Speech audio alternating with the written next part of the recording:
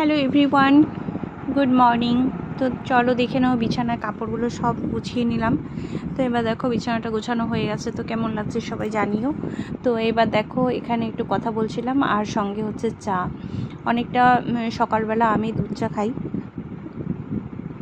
তো তাই দেখো এখানে লাল চা আর দুধ চা, ওটা হচ্ছে মুড়ি একটু খাওয়া হয়ে গেছে, আর আমি রুটি দিয়ে চাটা খাবো।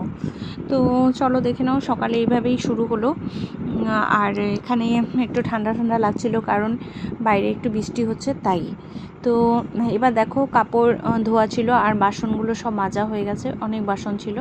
তো এখানে দেখো চায়ের বাসনটা আর এইগুলো সব মাজা হয়ে গেছে, আর এখানে একটা ছোট কাজ ছিল সেটা করা হচ্ছে। আর এখানে দেখো দুপুরের খাবার খেয়ে নিচ্ছি। তো একেবারে সিম্পল খাবার ছিল, আজকে একটা বাটা দিয়ে ভাত ছিল, তো তেমন কিছু আর করা হয়নি, তো এটা দিয়েই খেয়ে নিলাম। তো খাওয়া দাওয়ার পর দেখো এখানে হচ্ছে বসে আছি। আবার দেখো বেশ কিছু কাজ জমে গেছে, তো সেগুলো করলাম। চা আরেকবার করা হলো। তো এখানে দেখো চাটা খাওয়ার পরে আবার একটুখানি সময় গল্প টল্প করে নিয়ে, তো এটা হচ্ছে রাতে আবার সে সিদ্ধ মাখা হচ্ছিল, তো এটা খেয়ে নিয়ে রাতে এটাই খেয়েছি। তো এখানে দুটো দিনের ভিডিও তোমরা পাবে, একটা হচ্ছে দুপুরের আর রাতের।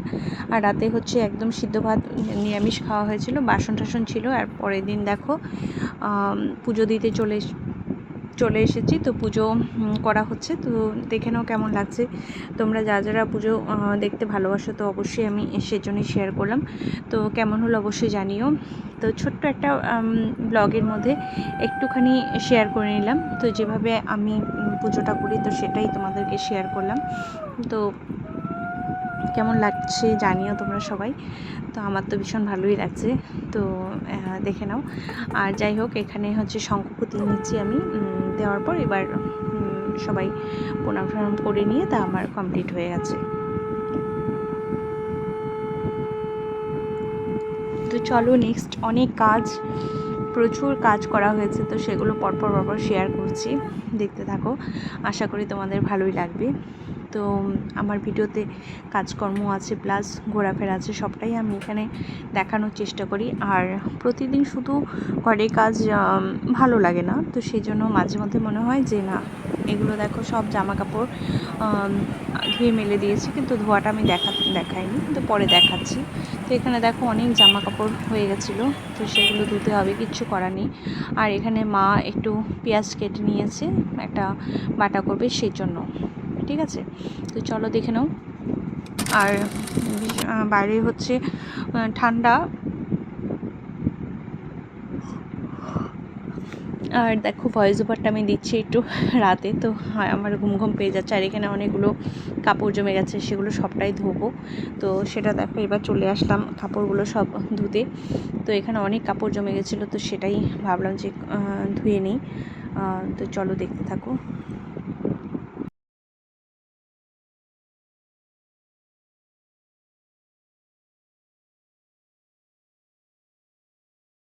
তো দেখো এখানে মোটামুটি সব ধুয়ে নিচ্ছি। তো ধুয়ে নেওয়ার পর তারপর আমি এগুলো সব হচ্ছে মেলে দেবো, কারণ এগুলো সব হাতে ধোয়া হয়েছে। আর ম্যাক্সিমাম বেশ কাপড় কিছু জমে গেলে আমি কি করি বলো তো, মানে যতটুকু মানে কাপড় থাকে সেগুলো চেষ্টা করি একটু হাতে ধুয়ে নেওয়ার। যেগুলো ধরো একেবারে রাফ ইউজ করছি বা সব সময় পরছি, তো সেগুলো মাঝে মধ্যে আমি ধুয়ে নিই। আর চাদর টাদর মাঝে মধ্যে আমি মেশিনে দিই, কিন্তু আজকে আমি হাতেই ধুয়েছি।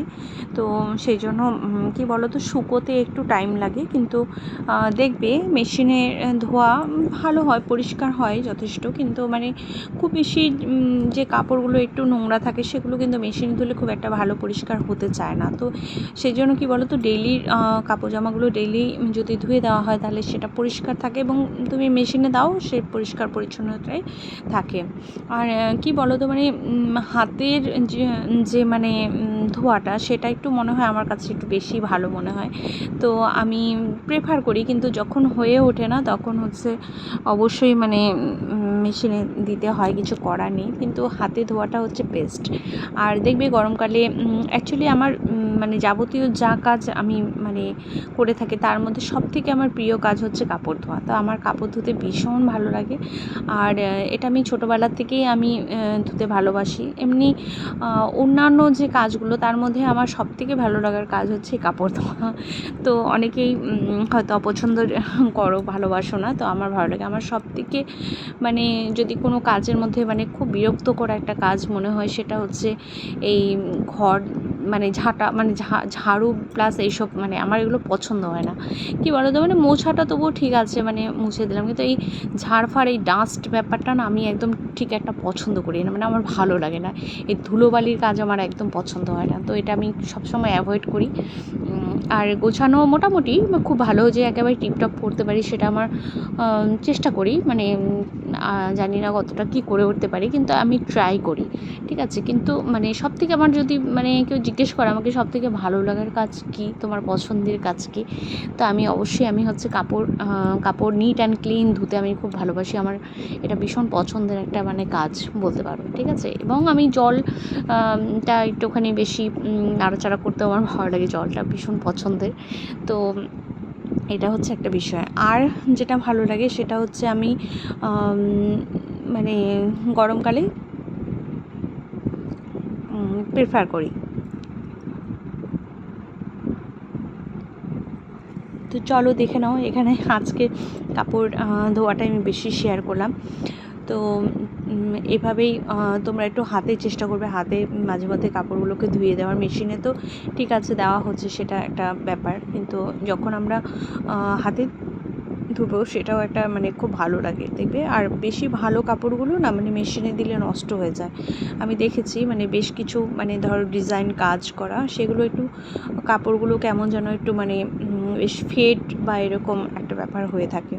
তো বেশ কিছুদিন পরার পর বা ইউজ করার পর যখন দেখছো যে আর মানে মেনলি সেটার রাফিউজের মতন হয়ে গেছে, তো তখন সেগুলো মেশিনে দিয়ে ধুতেই পারো। আর বেশ কিছু ড্রেস থাকে সেগুলো কিন্তু দেওয়া যায় না, আর বিশেষ করে সাদা হোয়াইট জিনিসগুলো মেশিনের মধ্যে দিলে যদি কালার ওঠে এমন কোনো মানে শাড়ি বা চাদর বা ড্রেস বা কুর্তি যেটাই থাক না কেন, পুরো মিশে দেখবে একদম ডিসকালার একটা হয়ে যায়। বিশেষ করে সাদা আর ক্রিম কালারের যদি কোনো লেগিংস থাকে বা কোনো ড্রেস থাকে বা কিছু, তো এটা আমার খুব মানে বাজে লাগে। মানে ডিসকালার হয়ে গেলে না সেগুলো কোনোভাবে আর সেই মানে একটা যে কালার থাকে মানে ফার্স্ট দিকে সেটা কিন্তু আর থাকতে চায় না।